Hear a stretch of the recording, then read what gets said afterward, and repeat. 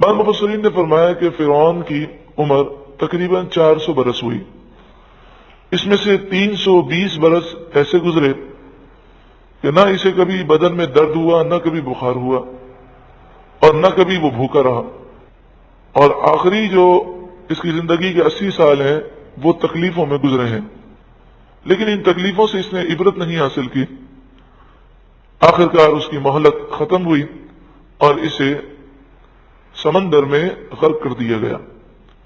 سورہ اعراف کے 16ویں رکوع کا آغاز ہے اور 90 پارے کا یہ 6واں رکوع ہے۔ وَلَقَدْ أَخَذْنَا آلَ فِرْعَوْنَ بِالسِّنِينَ، اور ضرور بے شک ہم نے فرعونیوں کو کئی برس کے قحط سے پکڑ لیا، کئی برسوں تک قحط سالی ہو گئی۔ وَنَقْصٍ مِّنَ الثَّمَرَاتِ، اور پھلوں کے گھٹانے سے پکڑ لیا، فقر و فاقہ آیا، نقصان ہونے لگا۔ لَعَلَّهُمْ يَذَّكَّرُونَ، تاکہ وہ نصیحت مانے، لیکن انہوں نے نصیحت نہیں مانی، نصیحت قبول نہ کی، بلکہ کہنے لگے کہ یہ موسیٰ علیہ السلام اور ان پر جو ایمان لانے والے مومنین ہیں، نعوذ باللہ من ذالک، یہ ان کی نحوست ہے۔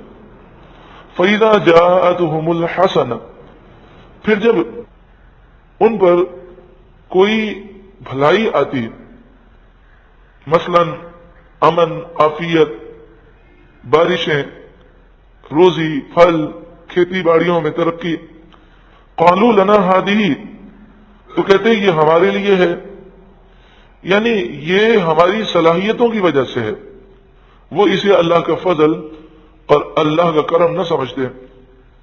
وَإِن تُصِبْهُمْ سَيِّئَةٌ، اور اگر انہیں کوئی تکلیف پہنچتی، يَطَّيَّرُوا بِمُوسَىٰ وَمَن مَّعَهُ، تو وہ موسیٰ علیہ السلام اور ان کے ساتھ جو مومنین تھے ان سے وہ بدشگونی لیتے، کہتے یہ ان کی بدشگونی ہے، یعنی ان کی نعوذ باللہ من ذالک نحوست ہے کہ ان کے آنے کی وجہ سے یہ سب کچھ ہو رہا ہے۔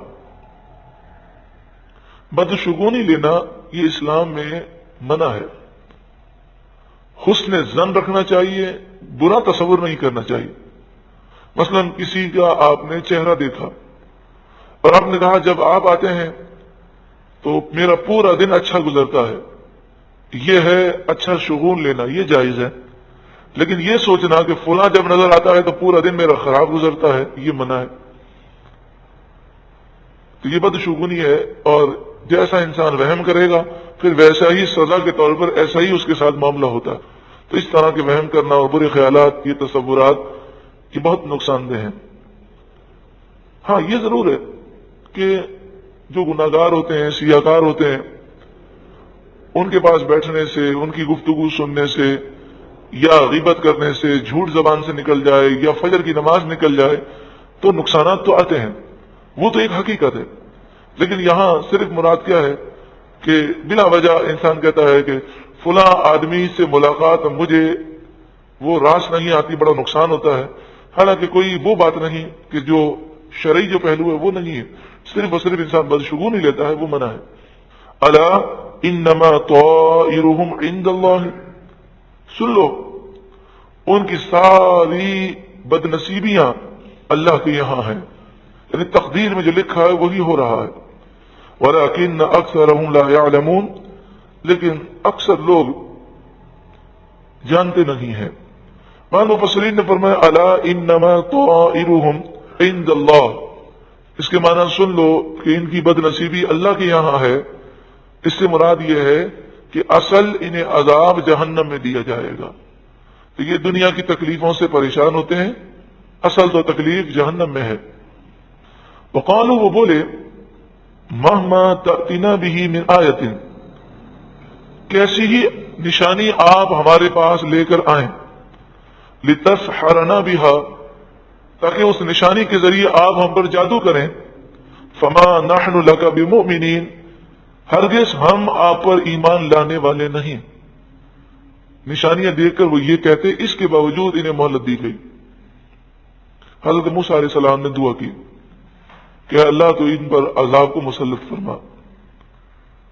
فارسلنا علیہم الطوفان، تو ہم نے ان پر طوفان بھیجا، بہت زیادہ اندھیرا چھایا، بادل بہت آئے، بہت کثرت سے بارش ہوئی، لیکن بڑی عجیب بات تھی کہ بنی اسرائیل کے جو گھر تھے ان میں پانی نہیں گیا، اور جو فرعونیوں کے گھر تھے وہ پانی سے بھر گئے، حالانکہ بنی اسرائیل اور فرعونیوں کے گھر برابر برابر تھے۔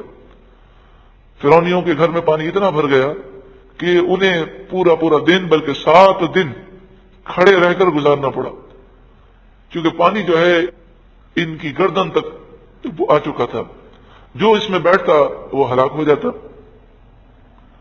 نہ وہ ہل سکتے تھے نہ کچھ کام کر سکتے تھے۔ 7 دن کے بعد یہ پانی غائب ہو گیا، 1 مہینے تک پھر عذاب نہیں آیا، لیکن جب یہ پانی گیا تو کھیتی باڑی میں بہت زیادہ ترقی ہو گئی، سر سبزی اور شادابی اتنی ہوئی کہ کبھی انہوں نے دیکھی نہیں تھی، تو وہ کہنے لگے لو یہ پانی تو ہمارے لیے بڑا مفید تھا۔ اس طرح انہوں نے اللہ کے عذاب سے عبرت حاصل نہ کی۔ والجرادہ، اور ہم نے ٹڈیوں کو بھیجا۔ ٹڈی ایک پرندہ ہے جو کیڑے کی شکل میں ہوتا ہے، اور یہ اڑنے والا کیڑا ہے، تو ان پر بہت زیادہ ٹڈیاں آئیں، اور وہ ٹڈیاں ایسی تھیں کہ ان کی کھیتیوں کو، پھلوں کو، درختوں کے پتوں کو، لکڑی کے دروازوں کو، تختوں کو، سامان کو، یہاں تک کہ لوہے کی کیلوں کو کھا گئیں۔ 7 دن تک یہ عذاب آیا، پھر وہ چلا گیا، 1 مہینے تک پھر عذاب نہیں آیا۔ والقمل، اور قمل کا عذاب۔ قمل یا تو جوں ہے یا کلنی ہے یا گھن ہے، یعنی مراد یہ ہے کہ باریک سا کیڑا تھا وہ، اور وہ ایسا تھا کہ جو کچھ ان کا باقی بچا تھا وہ سب کھا گیا، یہاں تک کہ کپڑوں میں گھس جاتا اور ان کے کھال کو وہ کاٹتا۔ اتنا وہ اناج کو اتنی تیزی سے کھاتا تھا اور اتنی زیادہ وہ تعداد میں تھے کہ اس کی مثال مفسرین نے اس طرح لکھی کہ اگر 10 بوری گیہوں وہ چکی پہ لے جاتے ہیں پسوانے کے لیے، تو جب واپس آتے تو 3 سیر باقی رہتا۔ ان کے بال، بھویں، پلکے وہ چاٹ گئے، اور یہ قمل جو ہے انہیں سونے بھی نہیں دیتا تھا۔ 7 دن تک انہوں نے جاگ کر گزارے۔ 7 دن کے بعد یہ عذاب دور ہو گیا، 1 مہینے تک عذاب نہیں آیا۔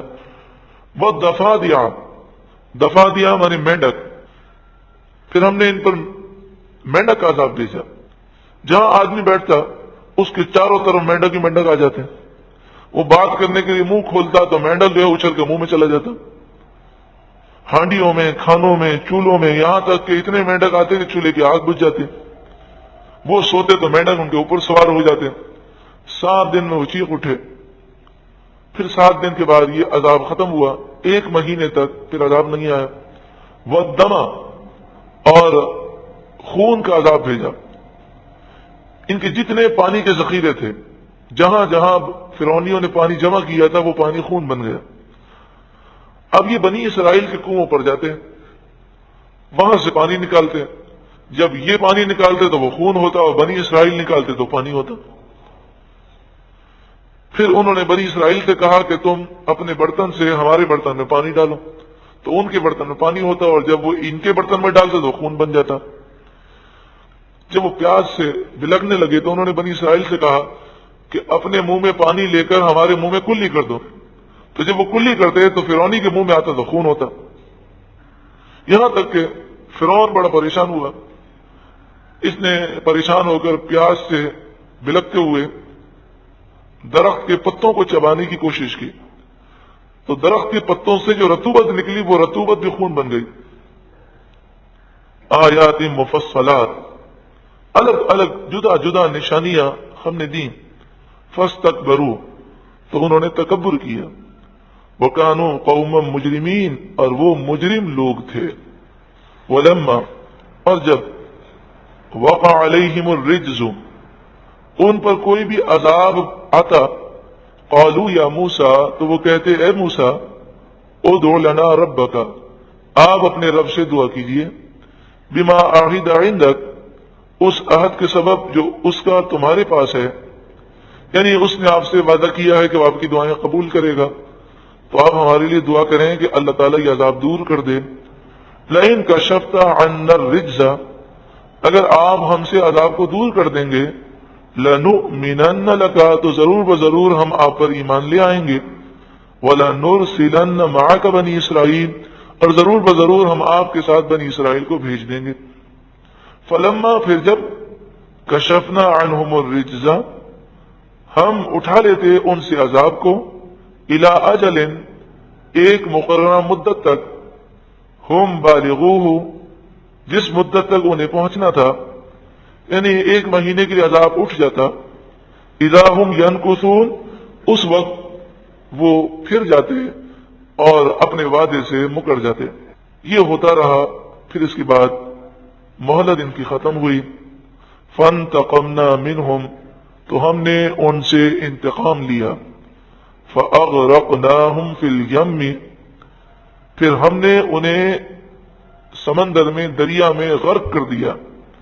بِأَنَّهُمْ كَذَّبُوا بِآيَاتِنَا، اس وجہ سے کہ انہوں نے ہماری آیتوں کو جھٹلایا۔ وَكَانُوا عَنْهَا غَافِلِينَ، اور وہ ہماری آیتوں سے غافل تھے۔ وَأَوْرَثْنَا الْقَوْمَ الَّذِينَ كَانُوا يُسْتَضْعَفُونَ مَشَارِقَ الْأَرْضِ وَمَغَارِبَهَا، وہ قوم یستضعفون جو کمزور تھی، وہ قوم جو کمزور تھی، جسے دبا لیا گیا تھا، اسے ہم نے مالک بنا دیا، زمین کے مشارق کا اور مغارب کا، یعنی مصر اور شام کا۔ التی بارکنا فیہا، یہ وہ 2 علاقے ہیں جن میں ہم نے برکتیں رکھی ہیں۔ تو مصر کا بھی ذکر ہے اور شام کا بھی ہے۔ اللہ ان دونوں برکت والی زمینوں کی ہمیں زیارت نصیب فرمائے کہ جہاں پر کئی اللہ والوں کے مزارات ہیں اور کئی تبرکات ہیں۔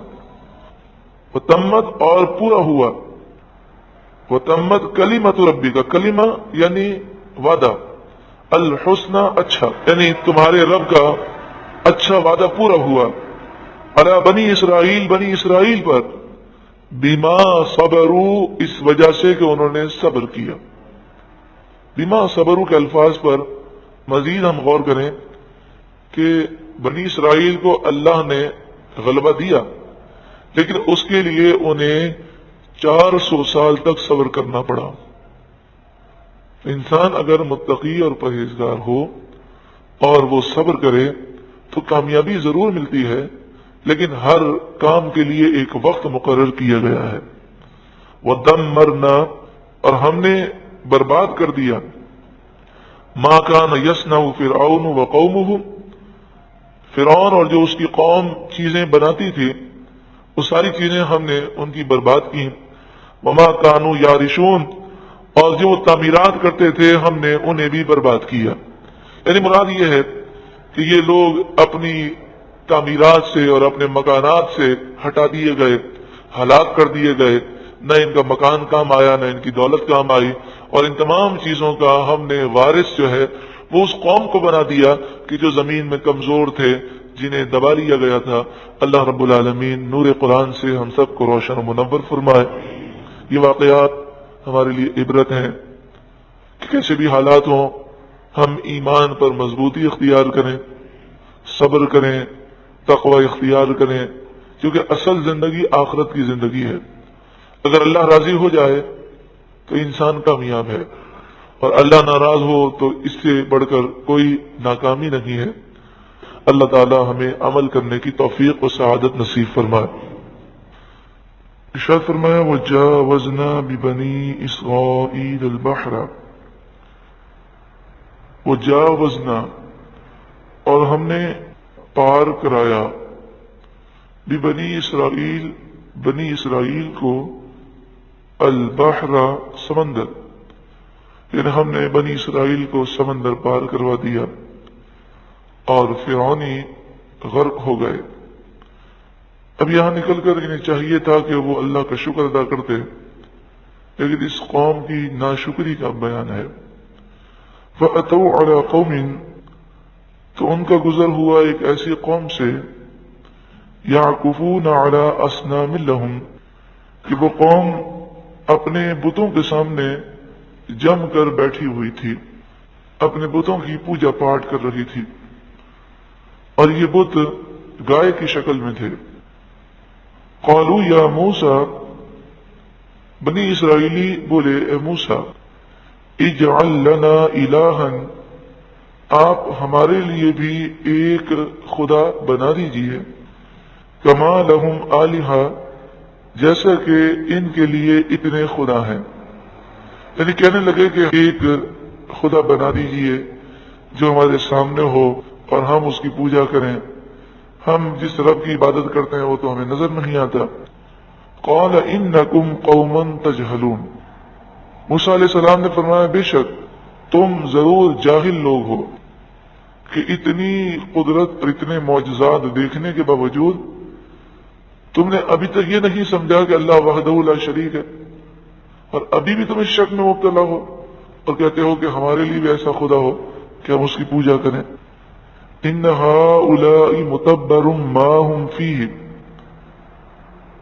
یہ حال تو متبر بربادی کا ہے جس میں یہ لوگ مبتلا ہیں، یہ کام جو کر رہے ہیں یہ تو انہیں برباد کر دے گا۔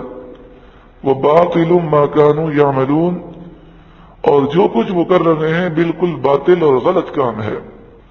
قال، کہا موسیٰ علیہ السلام نے، اغیر اللہ ابغیکم الہا، کیا میں اللہ کے سوا کوئی دوسرا خدا تلاش کروں؟ وَهُوَ فَضَّلَكُمْ عَلَى الْعَالَمِينَ، حالانکہ اللہ نے تمہیں سارے جہاں والوں پر فضیلت دی۔ تو جس رب نے تمہیں سارے جہاں والوں پر فضیلت دی تم اسے الہ مانتے ہو، لیکن اب تمہیں دوسرا خدا بھی چاہیے۔